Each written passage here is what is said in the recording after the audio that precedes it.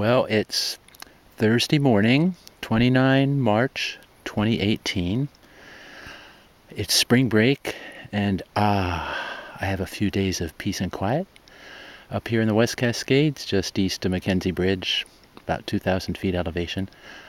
Breakfast preparations are underway here for pancakes today. And I'm on private land here.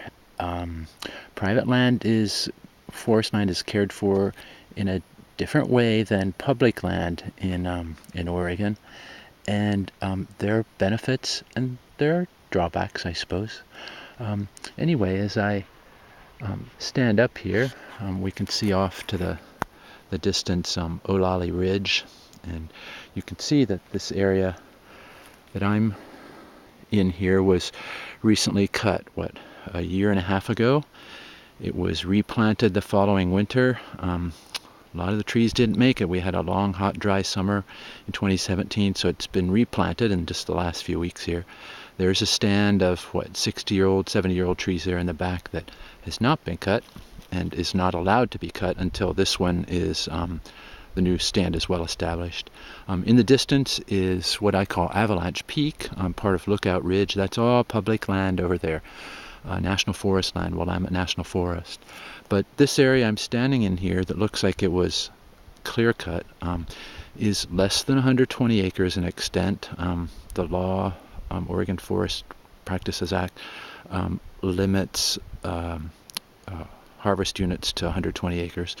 And so on this one they cut all the trees. They didn't selectively leave one here and one there. They left a whole bunch in one corner that we can't even really tell. But as I pan around here, this is all second growth timber. It was first cut, just after World War II, and it wasn't replanted. It was just, reseeded in naturally, and it's almost 100% Douglas fir. That's what happens in Western Oregon. This is not a plantation, or those trees over there were not planted. But where we've planted here, we've just imitated what nature did, and 95% of the trees planted here are Douglas firs. Pan around here, and we're facing northeast now. I'll go up high to get a little better contrast. Unfortunately, virtually every cloud in the sky there is a jet condensation trail, evidence of our culture going everywhere. And then this is what this harvest unit revealed.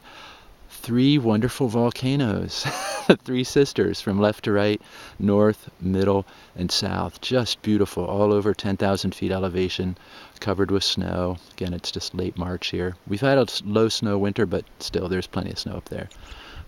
Anyway, I'll be coming back to this spot for 4, 5, 6 years until these new trees get too big maybe for me to be able to see that anymore, but just a beautiful view.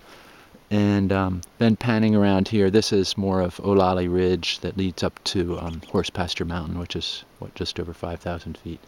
So back off here a little bit and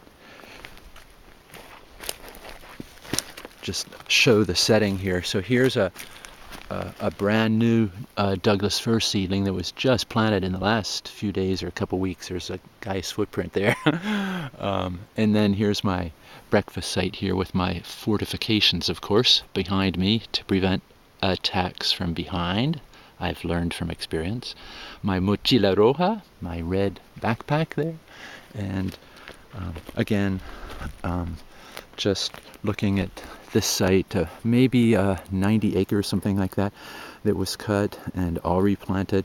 And this type of site is very uncommon now on public land because we're not cutting anymore, or cutting much, and we're not letting wildfires go. And so these kinds of sites here of early successional stages, post-disturbance, are really important. There are all kinds of insects, birds, mammals, including me, that like to use these spots that don't find optimum habitat in more established forests. So in another few weeks here, there'll be flycatchers returning, a bird that spends its winter in Central America, and white-crowned sparrows and butterflies and things that we don't see in those forests over there. So Again, to me, this is no different than a wheat field being harvested, except a wheat field, there's nothing except wheat from year to year to year. Here, there's trees and butterflies and birds and